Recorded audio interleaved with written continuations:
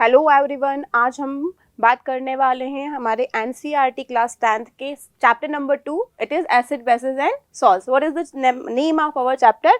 It is acid bases and salts. So already आप लोगों ने जो है पहले प्रीवियस क्लासेस में एसिड बेसिस एंड सॉल्ट पढ़ रखा है, ठीक है. सो आखिरकार एसिड बेसिस और सॉल्ट होते ही क्या है. सेकेंड थिंग कि एसिड बेसिस और सॉल्ट आपस में किस तरह से रिएक्शन करते हैं, ये सारी बातें आज हम इस चैप्टर में करने वाले हैं. सो what is the name of our chapter? Name of our chapter is acid bases and salts. Okay, so generally आप लोगों को पता ही है, जो कि आप प्रीवियस क्लासेस में पढ़ चुके हैं, what are acids.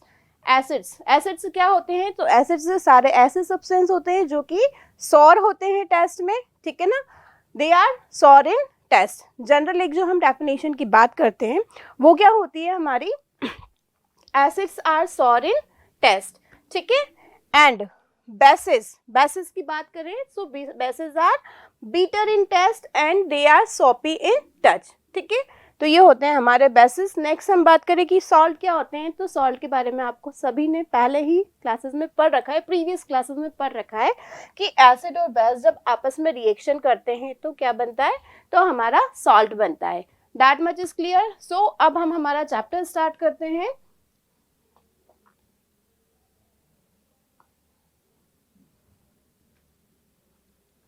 So now this is our chapter acid, bases and salt. So already आप लोग पढ़ ही चुके हैं कि what are acids. Acids are sour in test and bases are bitter in test. और acid और base दोनों आपस में reaction करके salt बना लेते हैं. So ऐसे सारे substance जो कि sour होते हैं test में, वो क्या हो जाएंगे हमारे, वो हो जाएंगे हमारे acid, ठीक है. Then ऐसे सारे substance जो कि bitter हो test में, वो क्या होते हैं हमारे, they are our bases. That much is clear. इसके साथ ही साथ आप लोगों ने घर पर बहुत बार ये सुना होगा कि यदि कोई ज़्यादा खा लेता है, ओवर ईटिंग हो जाती, ओवर ईटिंग करने के बाद में person feeling from acidity. Person क्या फील करता है, पर्सन को ये लगता है कि उसे एसिडिटी हो रही है. एसिडिटी होने का रीज़न क्या होता है? एसिडिटी होने का रीज़न ये होता है कि जब आप खाना ज़्यादा खा लेते हैं या फिर आप ज़्यादा मसालेदार खाना खा लेते हैं तो आपका जो स्टमक रहता है वो ज़्यादा से ज़्यादा एसिड रिलीज करता है. ज़्यादा से ज़्यादा आपका स्टमक एसिड रिलीज करता है, तो इस प्रोसेस को हम क्या कह देते हैं कि भाई एसिडिटी हुई है. Okay, so can you give me, can you type name of acid release by our stomach? Comment it. So name of acid, it is hydrochloric acid. Name of acid is hydrochloric acid. So hydrochloric acid जब ज़्यादा से ज़्यादा release होता है हमारे stomach में तो we feel acidity. अब आपको ये बताना है कि यदि एसिडिटी हुई है तो क्या सजेस्ट किया जाता है कि इस एसिडिटी को रिमूव करने के लिए हमें लेमन जूस यूज़ करना चाहिए, विनेगर या फिर baking soda. Okay, so in case of acidity we don't use lemon juice, we don't use vinegar. So what we should use their baking soda. हमें क्या यूज करना चाहिए? हमें बेकिंग सोडा का सॉल्यूशन यूज करना चाहिए. सो बेकिंग सोडा का solution हमें क्यों यूज करना चाहिए? क्योंकि baking soda is basic in nature. हमारा जो बेकिंग सोडा होता है वो बेसिकली होता है sodium NaHCO3. This is sodium bicarbonate. Acidity हुई है यदि तो हमें क्या यूज करना है? हमें यूज करना है सोडियम बाइकार्बोनेट, जो कि बेसिक होता है नेचर में और ये इस एसिड के इफेक्ट को न्यूलिफाई कर देता है. क्या कर देता है? न्यूट्रल कर देता है. So this is our sodium bicarbonate. We have to use it in the case of acidity. That much is clear. Okay, now next, अब हम आगे बात करेंगे कि आपने एसिड के बारे में जान लिया, आपने बेस के बारे में जान लिया कि acids are sour in taste and bases are bitter in taste. But there are so many acids and bases. ऐसे सारे एसिड्स और बेसिस होते हैं जो कि टॉक्सिक भी हो सकते हैं या फिर करोसिव भी होते हैं. तो ऐसे एसिड्स और बेसिस जो कि टॉक्सिक होते हैं, करोसिव होते हैं नेचर में, उन्हें हम टेस्ट नहीं कर सकते, उन्हें हम खा नहीं सकते हैं. So how we can identify given substances acidic or basic? ठीक है, अगली बात ये होती है कि टेस्ट के अलावा भी हम एसिड और बेस को कैसे आइडेंटिफाई कर सकते हैं. So we have to use their special type of substances. हमें क्या यूज करना होता है, हमें स्पेशल टाइप के सब्सटेंसेस यूज करना होते हैं. और ये स्पेशल टाइप के सब्सटेंसेस ऑलरेडी आपको पता ही है, वो क्या होते हैं, इंडिकेटर्स. क्या होते हैं वो, indicators. Okay, so you have heard about litmus paper. Have you heard about litmus paper? Yes, of course. So what is litmus paper और litmus solution? ठीक है. So acids और bases को टेस्ट करने के लिए या फिर उनका आइडेंटिफिकेशन करने के लिए हमें यहाँ पर कुछ इंडिकेटर्स यूज करना होते हैं. और वो इंडिकेटर्स क्या कहलाते हैं हमारे, यदि वो हमें नेचर से फाउंड हुए हैं सो दे आर नेचुरल इंडिकेटर. यदि वो हमें नेचर से फाउंड हुए हैं सो वो क्या हो जाएंगे, नेचुरल इंडिकेटर.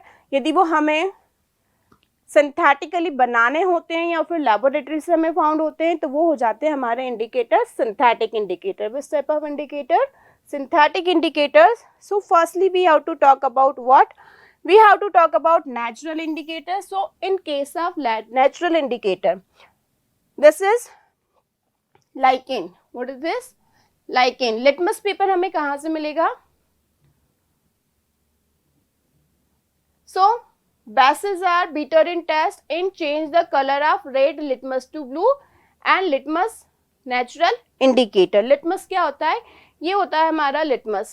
ठीक है, it obtain from plant. Litmus obtain from the plant. Name of plant is lichen. ठीक है, अब इस लिटमस का हमको बनाना है, अब इस लाइकेन का हमको बनाना है एक्सट्रैक्ट. लाइकेन का हम क्या बनाएंगे, एक्सट्रैक्ट बनाएंगे. एक्सट्रैक्ट बनाने के लिए बाद में एग्जैक्टली होता क्या है इसका, जब हम एक्सट्रैक्ट बनाते हैं सो of course what is the colour of this lichen plant, it is purple. It is purple in colour. Okay, but जब हमें इसको लिटमस पेपर में कन्वर्ट करना होता है so we have to mix some material over there, जिससे कि हमें रेड लिटमस पेपर और ब्लू लिटमस पेपर मिल जाते हैं. ठीक है, सो आपको पता ही है कि red litmus paper, why do we use red litmus paper, we use red litmus paper for identification of basic substances. So red litmus paper यदि हमने बेस के साथ यूज किया है so it turns blue. It turns blue. और second हमने यदि blue litmus paper use किया है so blue litmus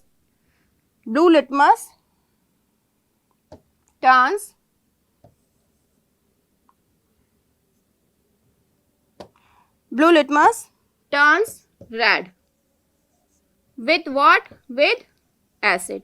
तो ये हो गया हमारा नेचुरल इंडिकेटर. सो यदि आपसे एग्जाम में पूछा जाता है right a name of natural indicator used for acid and bases, so simple thing is there, you can write here litmus paper, it obtained from lichen plant. Actual में ये होता है पर्पल कलर का, but और material mix करने के बाद में हमें पर्टिकुलर एसिड और बेसिस के लिए अलग अलग इंडिकेटर बनाना होता है, अलग अलग लिटमस पेपर बनाना होता है. So now it becomes red and blue.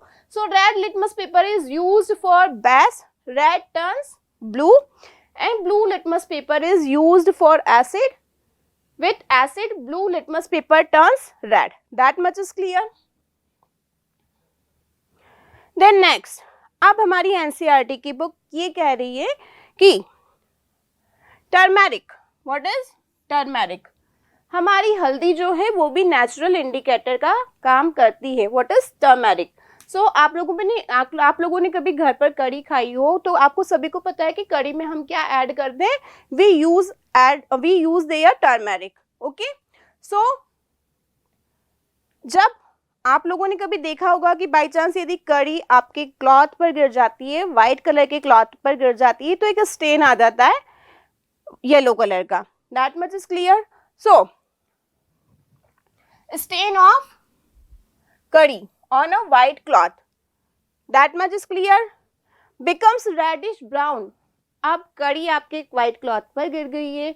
अब आपको क्या करना होगा, आपको अपना व्हाइट क्लॉथ क्लीन करना है तो आप उस पर क्या लगाओगे, सोप लगाओगे, साबुन लगाओगे. तो जैसे ही आप साबुन लगाते हो आप क्या देखते हो कि वो क्या हो जाता है, रेडिश ब्राउन. आपका व्हाइट कलर का जो क्लॉथ था जिसपे की स्टेन लगा था हल्दी का, so with soap it turns reddish brown. So why it turns reddish brown? It turns reddish brown because of its basic nature. So soap यहाँ पर किसका काम कर रही है? सोप यहाँ पर हमारी साबुन यहाँ पर बेस का काम कर रही है और it turns yellow color into reddish brown. So what we can say here? We can say here कि turmeric act as natural indicator. Then it turns yellow again when cloth is washed with plenty of water. अब हमने क्या किया है? Plenty of water को soap को हटा दिया है. प्लेंटी ऑफ वाटर से बहुत सारा पानी डाल के हमने सोप को रिमूव कर दिया है. So it again turns yellow. So always remember with what is this? Turmeric. It remains yellow. What do we have? हमारे पास टर्मेरिक का पेस्ट है, टर्मेरिक का पानी है, तो वो होता क्या है? न्यूट्रल होता है, तो वो येलो होता है. बट यदि हमने एसिड ऐड किया है तो it remains yellow in colour. But whenever, इसी पर हमने क्या ऐड किया है अब? Base. So whenever we add base with turmeric, so it becomes red or reddish brown. Vermilion is given there, so it is reddish brown. Okay, so always remember एक important question आपका यहाँ पर बनता है कि सेम क्वेश्चन आपसे exam में पूछा जाता है कि करी स्टेन है और करी स्टेन जो है क्लीन करने पर, सोप लगाने पर रेडिश ब्राउन हो जाता है. तो रेडिश ब्राउन क्यों हो जाता है? Because of the presence of base. Soap, this turmeric act as natural indicator and it gives reddish brown color with soap, and soap is basic in nature. Then आगे आपसे एग्जामिनर की question पूछेगा कि on adding more and more water this reddish brown color again disappear और yellow colour आता है. तो plenty of water से सोप क्या होती है? हमारी रिमूव हो जाती है. So it turns again yellow in color. Okay, so this is our turmeric. Next हम बात करेंगे, आपका लिटमस पेपर हो चुका है. Then next one is turmeric is also done. Next आपके एनसीईआरटी की बुक में क्या गिवन है? Synthetic indicators are given there. So what is the meaning of synthetic indicator? Mostly we use in laboratory two types of indicator are there, methyl orange and naphthalene. Methyl orange and naphthalene for test of acids and bases. Okay, so what are synthetic indicators? Firstly, synthetic indicators means that these are substances and they are synthesized in laboratory for test of acids and bases. So they act as indicator and they are chemically prepared. That's why what do we say? We can say here they are synthetic indicators. So example of synthetic indicator, two examples are synthetic indicators are there.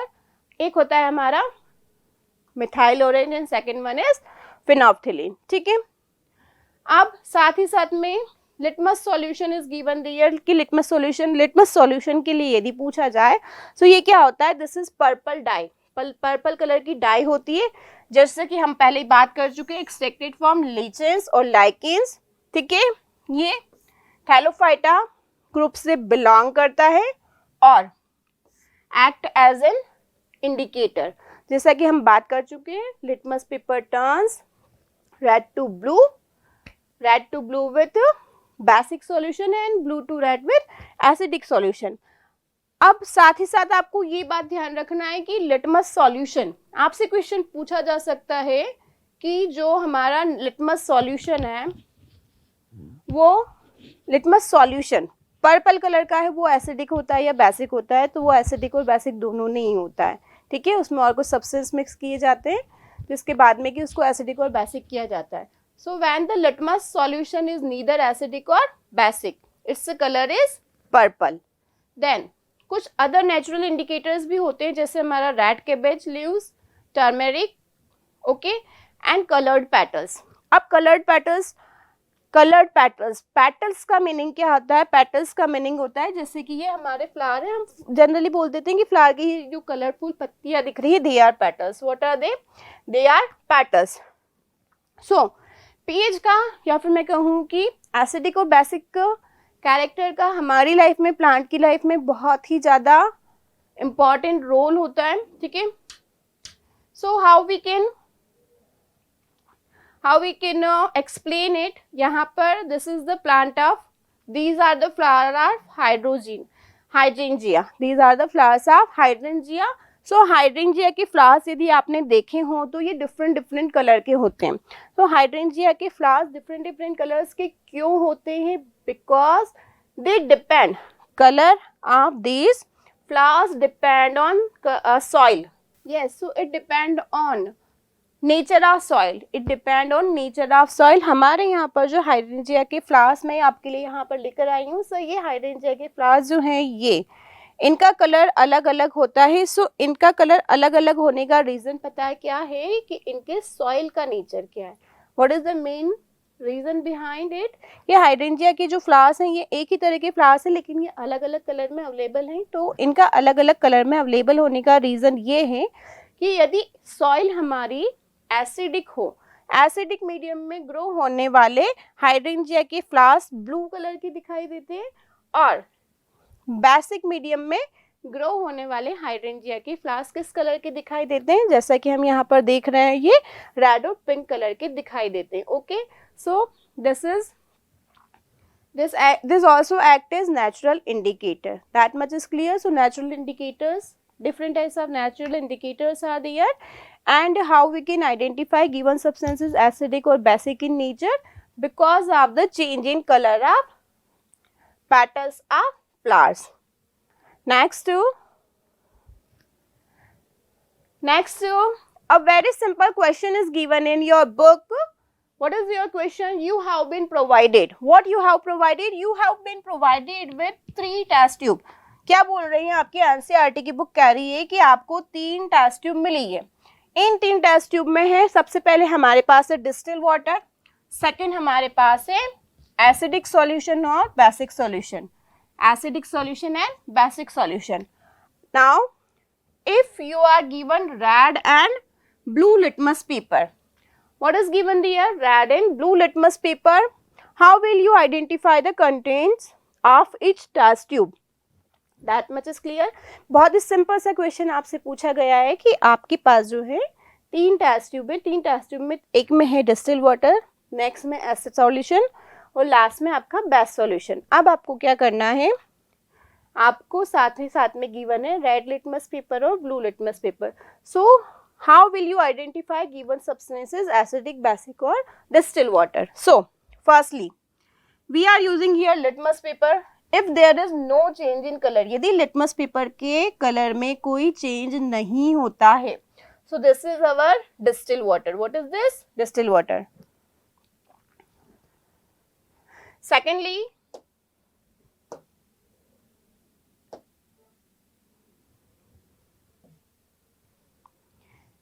yes, so a question is given there. एक question हमारे यहाँ पर given है कि you have been provided with 3 test tube. आपको 3 test tube दी गई है. इन 3 test tube में एक टेस्ट ट्यूब में डिस्टिल वाटर है, एक टेस्ट ट्यूब में आपका एसिडिक सॉल्यूशन है, नेक्स्ट टेस्ट ट्यूब में आपका बेसिक सॉल्यूशन है. And you have to given red litmus paper and blue litmus paper. So now you have to identify these 3 test tube कि इन 3 टेस्ट ट्यूब में कौन सा सॉल्यूशन गिवन है with the help of litmus paper. Okay, so first test tube में हम litmus paper add करते हैं तो इसमें कोई चेंज नहीं होता है कलर में. If we are finding there is no change in colour in litmus paper, so this solution is, वो हमारा सॉल्यूशन क्या हो जाएगा? वो हो जाएगा हमारा सिंपल सा डिस्टिल वाटर. सेकेंड सॉल्यूशन में हमने यहाँ पर क्या यूज किया है? We are using here blue litmus paper. What are we using here? Blue litmus paper. So on adding blue litmus paper in acidic solution, blue turns red. क्या आपको यहाँ पर ब्लू रेड में कन्वर्ट होता है हुआ दिखाई दे रहा है? Yes.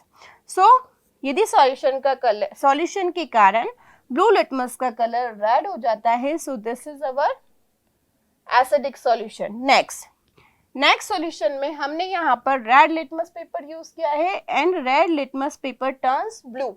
Red litmus paper turns blue means that हमारा सॉल्यूशन किस टाइप का है? This is our basic solution. Okay, so what is this? This is our basic solution.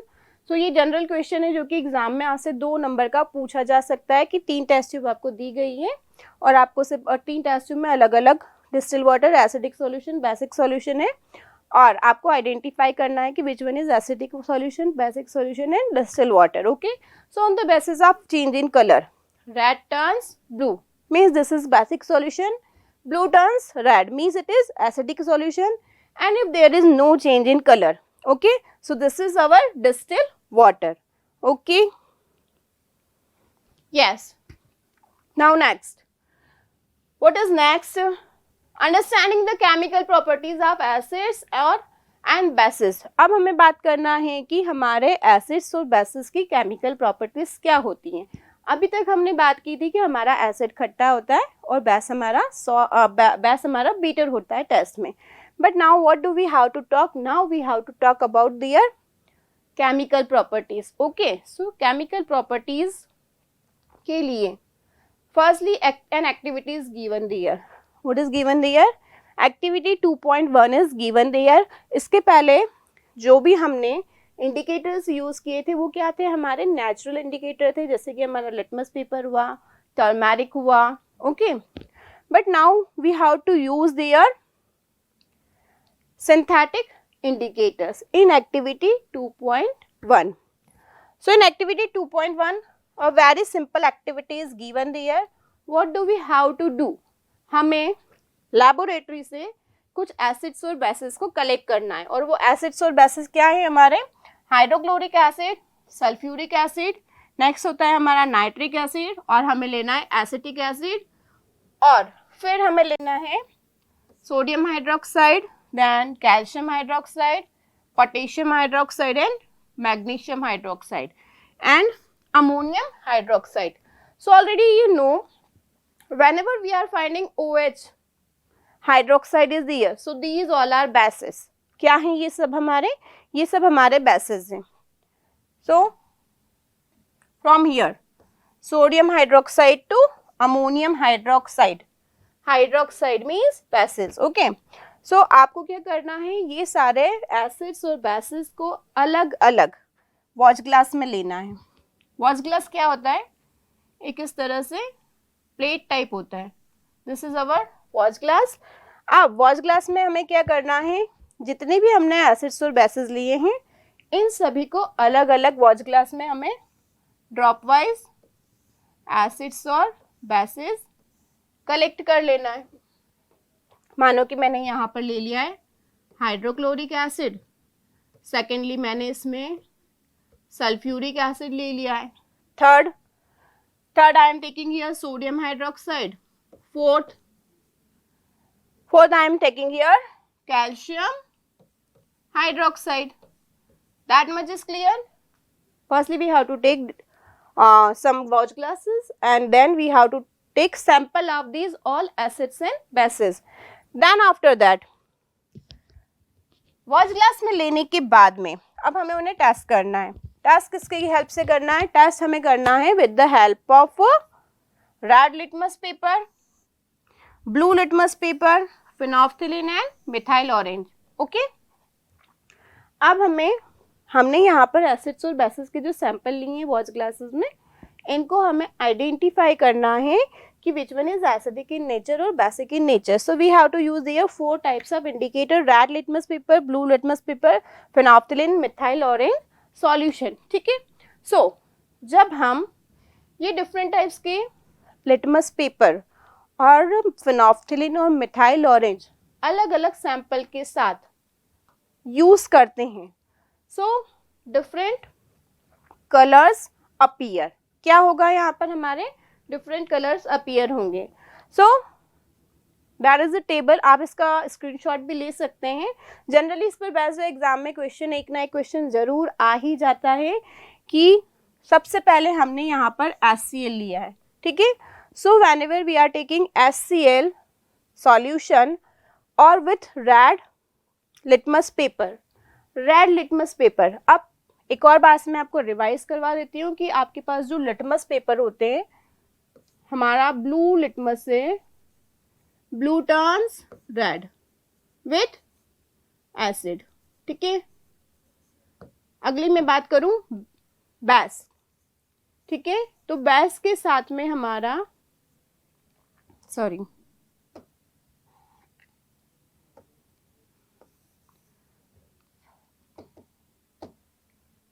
Next हम बात करें कि रेड लिटमस पेपर है, red turns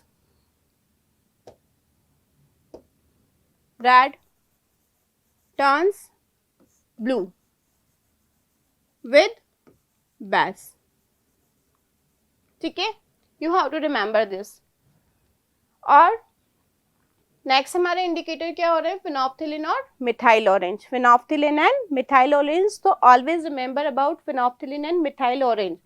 firstly we are using here phenolphthalein, so always remember phenolphthalein, it turns pink with acid। यदि हमारे पास acid है तो acid base with phenolphthalein, acid is there, so no change in color, but if we are using here base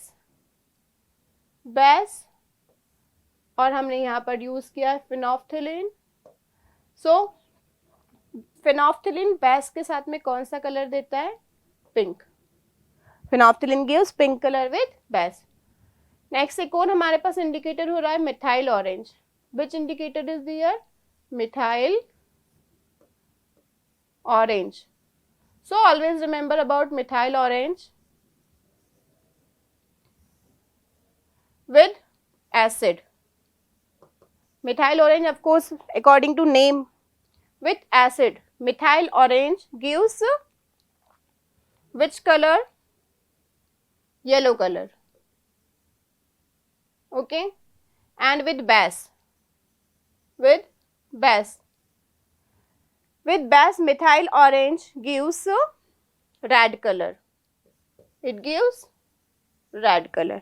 ठीक है, तो हमेशा आपको ध्यान रखना है कि यदि हम यहाँ पर लिटमस पेपर यूज कर रहे हैं तो blue litmus turns red with acidic solution, red litmus turns blue with basic solution. Then if we are using here phenolphthalein, तो फिनोप्थिलिन जो होता है ये एसिड के साथ में कोई कलर चेंज नहीं होता है फिनोप्थिलिन का, लेकिन जैसे ही हमने बेस के साथ में फिनोप्थिलिन यूज किया है so it turns pink. Next indicator है हमारे पास मिथाइल ऑरेंज, तो हमेशा याद रखना मिथाइल ऑरेंज ऑरेंज कलर का ही होता है ये, है ना। So methyl orange with acid it gives yellow colour and with base it gives red colour. So this all are sample, ये सभी हमारे सैंपल हो रहे हैं।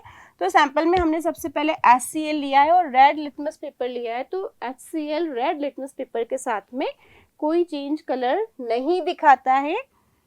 सो but blue litmus paper turns red with acid, blue litmus paper turns red। और phenolphthalein की जैसा कि मैंने बताया एसिड के साथ में इसमें कोई चेंज नहीं होता है कलर में, but with methyl orange it gives red color। okay, second sulphuric acid में यदि हमने रेड लिटमस पेपर लिया है सो ये रेड ही रहेगा, बट ब्लू टर्न्स रेड क्योंकि ब्लू लिटमस एसिड के साथ में रेड हो जाता है। फिनोप्थिलिन सल्फ्यूरिक एसिड या फिर किसी भी एसिड के साथ में कोई चेंज इन कलर नहीं दिखाता है, सो हमने लिखा no change in colour, but methyl orange turns red with acid. Okay, next हम बात करेंगे नाइट्रिक एसिड की। So nitric acid again acid is there, so there is no change in red colour, so red is remains red, but with blue litmus paper, with the blue litmus paper, yes, but we know blue litmus paper turns red with acid। Again हमारा phenolphthalein acid के साथ कोई change नहीं होगा colour में, but methyl orange turns red with acid. Okay, next example, now we should talk about bases. So magnesium hydroxide में यदि आपने रेड लिटमस पेपर डिप किया है तो रेड टर्न्स ब्लू, क्योंकि हम यहाँ पर क्या यूज कर रहे हैं, we are using here base. Second, blue litmus paper turns no turns, blue litmus paper remains same with base. Blue litmus paper जो है हमारा बेस के साथ कोई चेंज कलर नहीं होगा। अब फिनोल्फ्थालीन की हम बात करें तो फिनोल्फ्थालीन को हम बेस के लिए स्पेशली यूज करते हैं। तो यदि आपने मैग्नीशियम हाइड्रोक्साइड के सॉल्यूशन में फिनोल्फ्थालीन ऐड किया है so it turns pink. Okay, at the same time हमको पता है कि मिथाइल ऑरेंज, ऑरेंज से येलो हो जाता है विद बेस। तो यदि आपने मैग्नीशियम हाइड्रोक्साइड में मिथाइल ऑरेंज ऐड किया है so it turns yellow. Then next we are taking here ammonium hydroxide. So hydroxide का color red litmus turns blue. Red litmus turns blue with ammonium hydroxide, but blue litmus paper remains blue with ammonium hydroxide. Again ammonium hydroxide में यदि हमने फिनोल्फ्थालीन add किया है तो आपको सभी को पता है कि it turns pink. It turns pink in color. Then methyl orange turns yellow with base. Okay, so hope so you are understanding this. Overall आपको बताना है red litmus paper turns blue with base, blue litmus paper turns red with acid. Next हमारे पास synthetic indicator है methyl orange और phenolphthalein. So phenolphthalein with acid it remains same, no change in color, but phenolphthalein with base it gives pink color. Next हमारा indicator रहा है methyl orange, orange colour का जो कि होता है। So methyl orange turns yellow with acid and methyl orange turns red with bases. Okay, that much is clear. So आप चाहें तो इसका स्क्रीनशॉट भी ले सकते हैं क्योंकि ये टेबल जनरली कंप्लीट नहीं मिलती है। कैल्शियम हाइड्रोक्साइड का यहाँ पर फिल नहीं है, तो जैसा कि हम जानते हैं calcium hydroxide so red turns blue, है ना। Then a blue litmus paper with hydroxide, no change in color, so blue remains blue. Then phenolphthalein with calcium hydroxide, कोई भी हाइड्रोक्साइड ले so phenolphthalein के कारण यहाँ पर कौन सा कलर आ जाता है, पिंक, और methyl orange gives yellow colour with base. That much is clear, so you can take it a screenshot. Okay.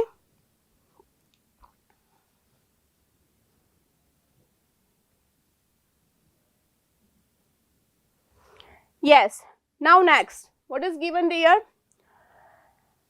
Next there are some substances whose order changes in acidic or basic medium. अब हमें क्या बात करना है, इसके पहले हमने बात की थी कि हमारा एसिडिक सॉल्यूशन हुआ या फिर बेसिक सॉल्यूशन हुआ तो कलर चेंज हो रहा था. What we were finding there, change in color. But now some substances are there which we can use as an indicator. कुछ सब्सटेंस ऐसे होते हैं जिनके की ऑर्डर से या फिर स्मेल से भी हम ये पता कर सकते हैं कि हमारा गिवन सब्सटेंस एसिडिक हो रहा है या फिर बेसिक हो रहा है नेचर में. Okay, so there are some substances whose order changes in acidic or basic media. So these are called olfactory indicators. ऐसे सारे indicators हमारे क्या कहलाते हैं, olfactory indicators कहलाते हैं. So let's try some of these indicators. What is the meaning of olfactory indicators? Olfactory indicators means that these are some substances we can identify acid or bases on the basis of their order change. इनकी जो smell change हो जाती है तो ऐसे सारे indicators क्या हो जाएंगे हमारे olfactory indicators. ठीक है, सो olfactory indicators की एक्टिविटी के पहले मैं आपको बताना चाहती हूँ कि आप लोगों ने कभी घर पर यदि अनियन कट किए हों, प्याज कट किए हों, so what do we find कि हमारे हाथों से जो है प्याज की स्मेल आती है. So what do we wash our hand. So how do we wash our hand, we wash our hand with the help of soap solution. ठीक है, तो सोप सॉल्यूशन से हैंड वॉश करने के बाद में क्या होता है कि अनियन की स्मेल वैनिश हो जाती है. यस और नो? यस. सो अनियन यहाँ पर क्या काम कर रहा है, बेस के साथ में अपनी स्मेल वैनिश कर रहा है. So this same activity we have to use in our book. तो आपको क्या करना है, सबसे पहले आपको एक अनियन लेना है.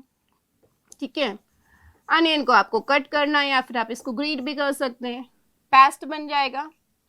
अनियन का पेस्ट बनाने के बाद में आपको क्या करना है, स्ट्रिप लेना है, क्लॉथ स्ट्रिप. ठीक है, एक छोटा कपड़ा लेना है, और इस पेस्ट के साथ में आपको क्लॉथ स्ट्रिप को रख देना है ओवरनाइट फ्रिज में. That much is clear. फिर आपका इंडिकेटर रेडी हो जाएगा. सबसे पहले आपको अनियन लेना है, अनियन को आपको कट करना है, पेस्ट बना लेना है. पेस्ट बनाने के बाद में आप क्या करेंगे, क्लॉथ स्ट्रिप लेंगे और इस अनियन पेस्ट के साथ में आपको ओवरनाइट फ्रिज में इन क्लॉथ स्ट्रिप को रख देना है. फिर नेक्स्ट डे आपको क्या करना है कि आपकी जो क्लॉथ के स्ट्रिप्स रहेंगी उनको आपको वॉश कर लेना है. Rinse with water. What do you have to do? Rinse with water. Then keep them on a clean surface. Then after that put a few drops of dilute sulfuric acid. 2 strip लेना है आपको cloth की, ठीक है. अब इन दोनों strip में आपको क्या करना है, एक स्ट्रिप में आपको ऐड करना है drops of hydrochloric acid. Second onion की जो स्ट्रिप है इस पर आपको ऐड करना है एनी बेस. सपोज मैंने यहाँ पर सोडियम हाइड्रोक्साइड की कुछ ड्रॉप्स ऐड की है. That much is clear. Okay. Then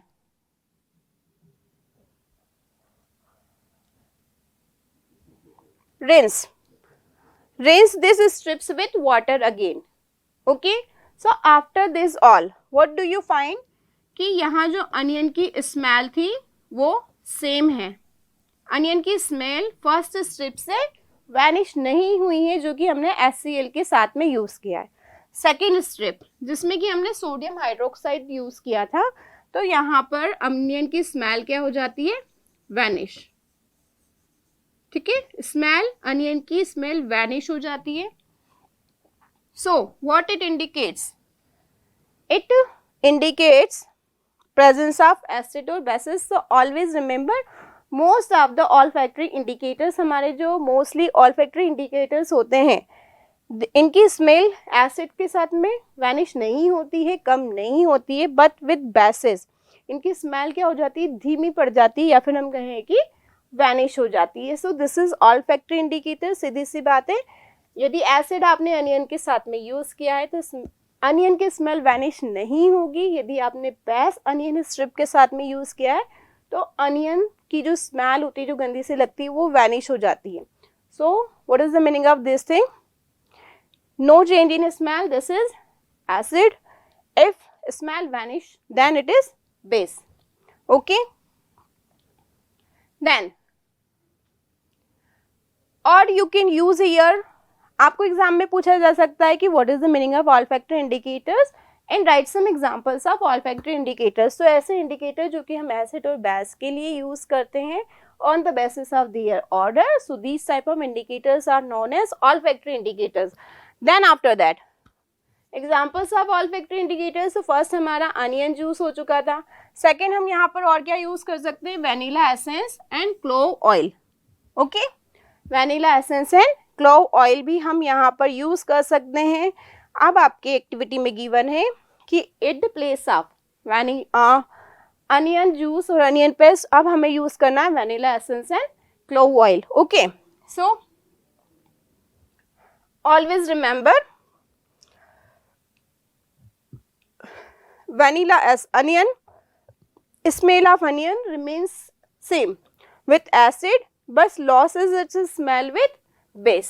ठीक है, ऐसे ही क्या होता है हमारा कि वेनिला एक्सट्रैक्ट यदि हमने यूज़ किया है एसिड के साथ में तो इसकी स्मेल क्या रहेगी, remain same, but with base lodges it's smell. मतलब वेनिला की जो खुशबू आती है, जो हम वेनिला आइसक्रीम खाते हैं उसमें भी तो वेनिला एसेंस यूज़ होता ही है, तो वो वेनिला एसेंस जो है, एक्सट्रैक्ट जो है, उसकी स्मेल सेम रहती है विद एसिड. बट यदि आपके वेनिला एसेंस की स्मेल कम हो गई है तो आपका सब्सटेंस क्या होगा, base. Next clove oil.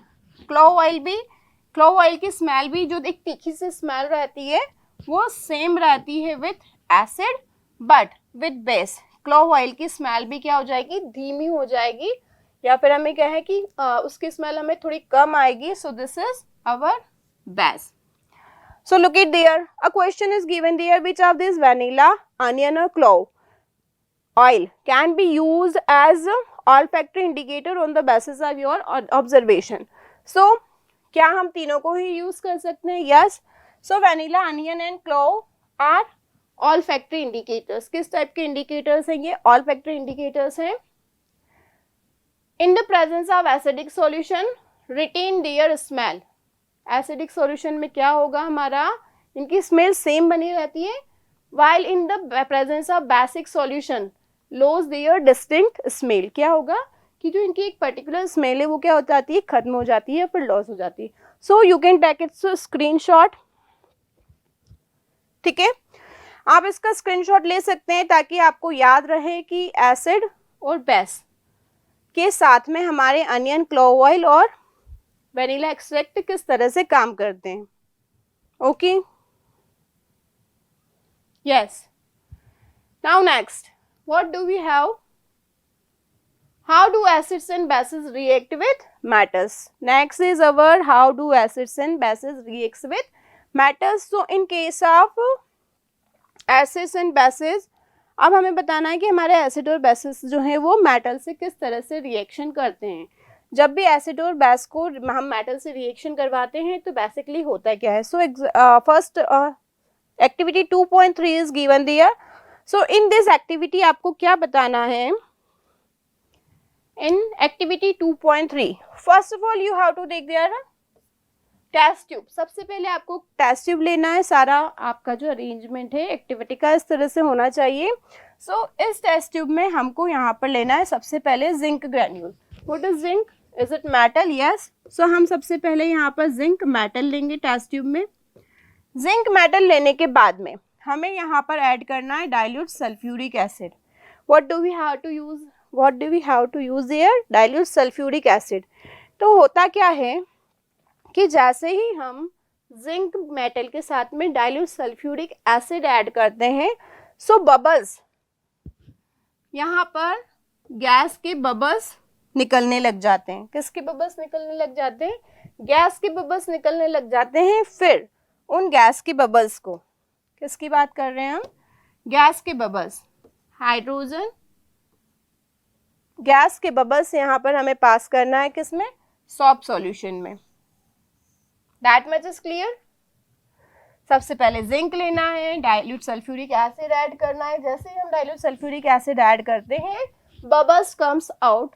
Okay, test tube में से बबल्स निकलने लगते हैं. इन बबल्स को हमने डिलीवरी ट्यूब की हेल्प से कहाँ पर पास कर देना है?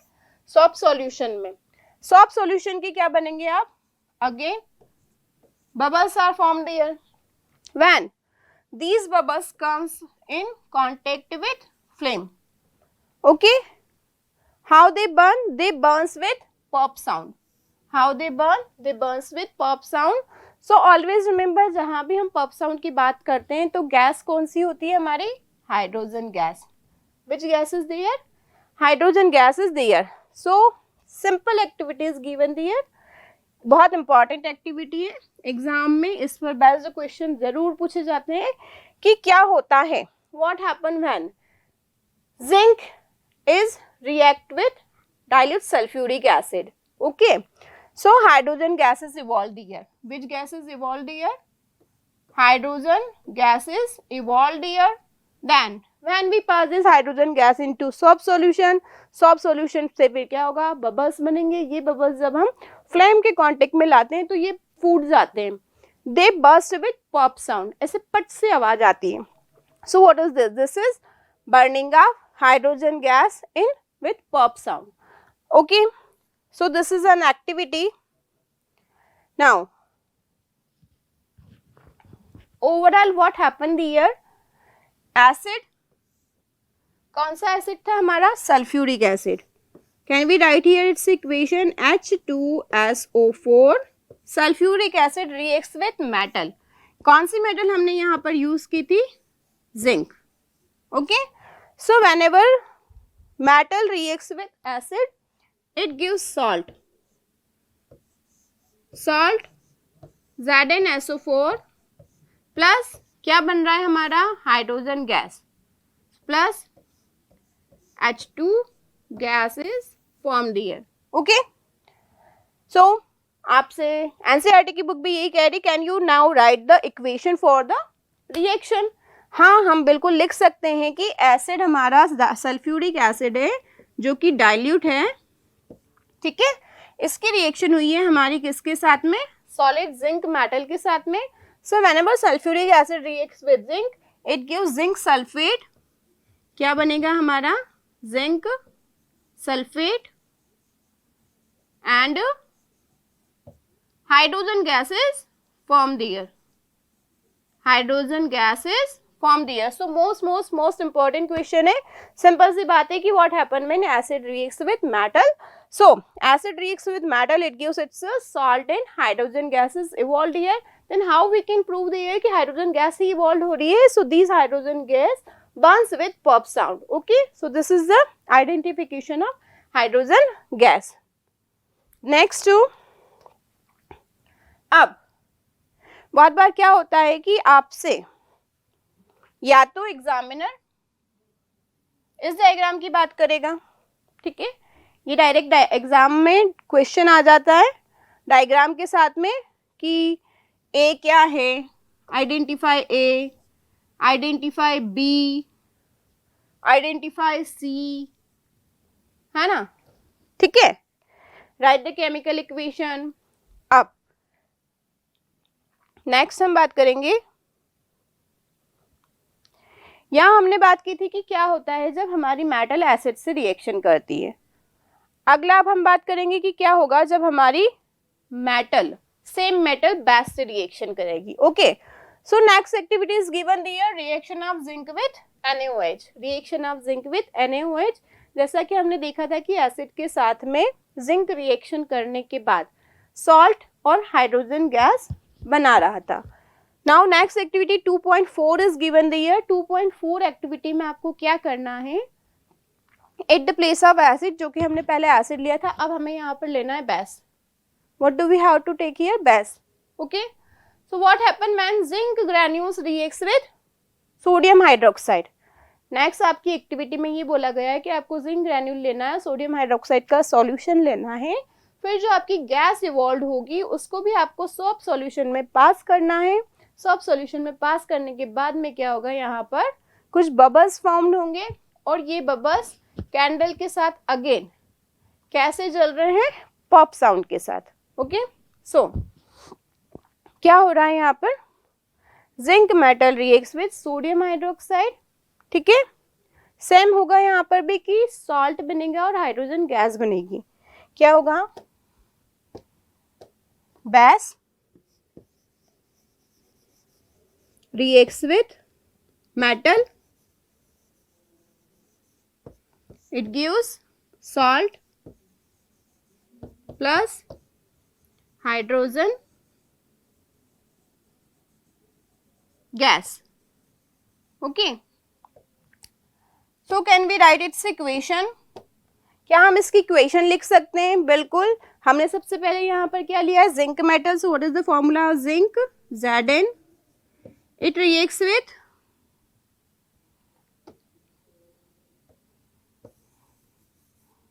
yes,